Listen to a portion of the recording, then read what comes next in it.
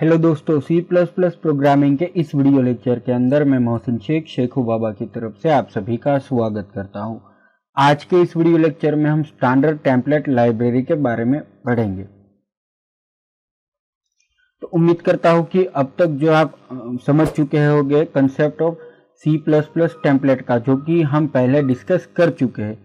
सी plus plus STL यानी कि standard template library एक पावरफुल सेट है C plus plus template classes का, जो कि हमें प्रोवाइड करता है जनरल पर्पस क्लासेस और फंक्शंस जो टेम्पलेट के साथ, जिसको हम इंप्लीमेंट कर सके कई पॉपुलर और कॉमनली यूज होने वाले एल्गोरिदम और डेटा स्ट्रक्चर के साथ, जैसे कि वेक्टर, लिस्ट, क्यूज और स्टैक्स। तो C plus plus standard template library के कोर यानी कि उसके अंदरूनी भाग को 3 वेल स्ट्रक्चर हिस्सों कंपोनेंट में बांटा गया है। तो पहला है उसके अंदर कंटेनर। तो कंटेनर यूज होते हैं मैनेज करने के लिए कलेक्शन ऑफ ऑब्जेक्ट और उस तरह की चीज को। तो यहाँ पर कुछ डिफरेंट टाइप के कंटेनर्स है, जैसे कि DQ, list, vector, map etcetera. फिर आता है एल्गोरिदम। तो एल्गोरिदम एक्ट करता है कंटेनर के ऊपर, वो प्रोवाइड करता है मीन जो उसको हम परफॉर्म कर सके, जैसे कि इनिशियलाइज कर सके, सॉर्टिंग कर सके, सर्चिंग और ट्रांसफॉर्म कर सके कंटेनर का कंटेंट। फिर आता है इटरेटर। तो इटरेटर यूज होता है स्ट्रैप थ्रू करने के लिए हमारे कलेक्शन ऑब्जेक्ट के कलेक्शन के एलिमेंट के अंदर। तो जो कलेक्शन हुए वो कंटेनर भी हो सकता है और सबसेट भी हो सकता है कंटेनर का। तो हम डिस्कस करेंगे तीनों STL C plus plus STL component बाद में, जब डिस्कस करेंगे C plus plus standard library. अब तक के लिए आप ये याद रखें कि 3 कंपोनेंट है, जिसके अंदर रीड सेट है प्रीडिफाइंड फंक्शन का, जो कि हमें हेल्प करता है कॉम्प्लिकेटेड टास्क को आसानी के साथ करने के लिए। तो चलिए हम एक एग्जाम्पल देखते हैं, जिसके अंदर मैंने डेमोन्स्ट्रेट किया हुआ vector container C plus plus standard template का, जो कि सिमिलर वे एरे की तरह काम करता है और उसको जो है वो ऑटोमेटिकली हैंडल करता है उसका स्टोरेज, जैसे कि उसकी रिक्वायरमेंट होती है उस वे से। तो यहाँ पर मैंने क्या किया कि आईओस्ट्रीम इंक्लूड कर लिया और वेक्टर के लिए वेक्टर भी इंक्लूड कर लिया।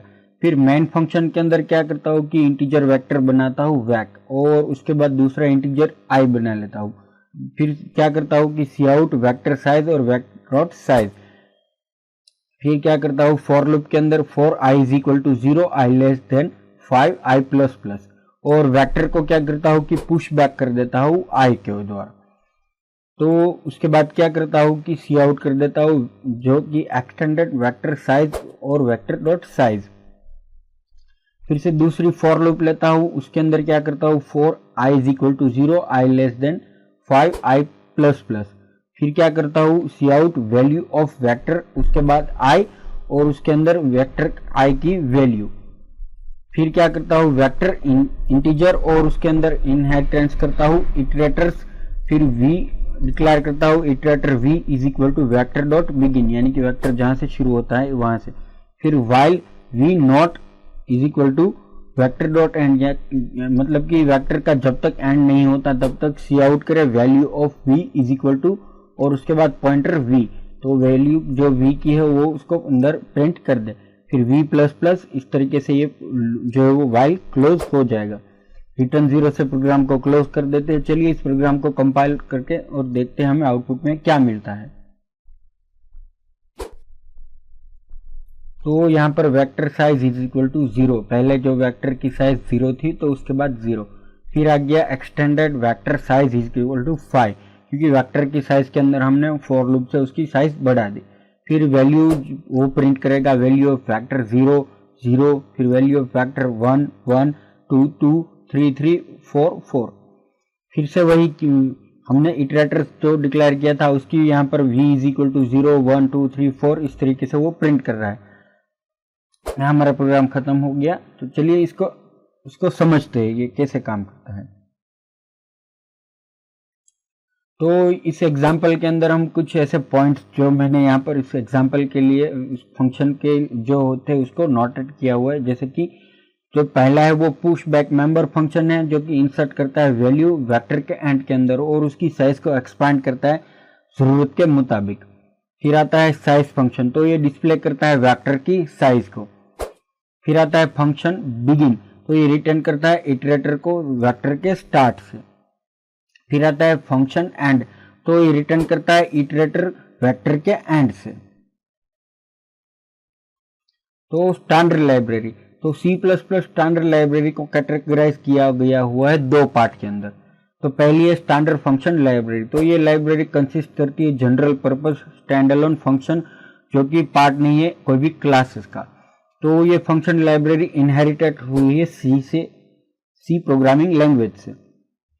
फिर आता है ऑब्जेक्ट ओरिएंटेड क्लासेस, तो ये कलेक्शन है क्लासेस का और उसके एसोसिएट फंक्शंस का।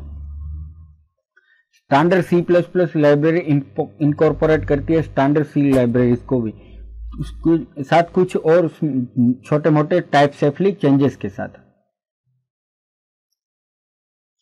तो जो स्टैंडर्ड फंक्शन लाइब्रेरी उसको डिवाइड किया हुआ है नीचे दी गई कैटेगरीज के अंदर, यानी कि इनपुट आउटपुट, फिर स्ट्रिंग और कैरेक्टर हैंडलिंग, फिर आता है मैथमेटिकल, टाइम डेट और लोकलाइजेशन, डायनेमिक अलोकेशन और कुछ ऐसे दूसरे फंक्शंस। फिर वाइड कैरेक्टर फंक्शंस के लिए। फिर आता है ऑब्जेक्ट ओरिएंटेड क्लास लाइब्रेरी, तो standard C++ object oriented library define करती है एक्सटेंसिव सेट ऑफ क्लासेस, क्योंकि प्रोवाइड करते हैं बहुत सारे कॉमन एक्टिविटीज, जैसे कि इंक्लूड करते हैं इनपुट आउटपुट, फिर स्ट्रिंग, न्यूमेरिक प्रोसेसिंग एक्सेट्रा। तो लाइब्रेरी के अंदर कुछ इस तरीके के इंक्लूड किए हुए हैं, जैसे कि जो standard C++ input output classes, यानी कि Cout और Cin, फिर स्ट्रिंग क्लासेस, फिर आते हैं न्यूमेरिक क्लासेस, फिर आते हैं STL कंटेनर क्लासेस, फिर आते हैं STL एल्गोरिथम्स, फिर आते हैं STL function objects, STL इटरेटर्स, STL अलोकेटर्स, फिर लोकलाइजेशन लाइब्रेरी और एक्सेप्शन हैंडलिंग क्लासेस और कुछ दूसरे सपोर्टिंग लाइब्रेरीज। तो दोस्तों ये था मेरा वीडियो लेक्चर STL यानी कि स्टैंडर्ड टेम्पलेट लाइब्रेरी के ऊपर। दोस्तों अगर आपने अभी तक हमें सब्सक्राइब नहीं किया है तो हमें सब्सक्राइब कर ले। इसके अलावा अगर आपको ये वीडियो लेक्चर अच्छा लगा तो आप हमें लाइक दीजिए, और अगर आपके कोई क्वेश्चन या फिर सुझाव है तो आप नीचे कमेंट में डाल सकते हैं। हमारा वीडियो देखने के लिए थैंक यू, और अगले वीडियो तक के लिए गुड बाय।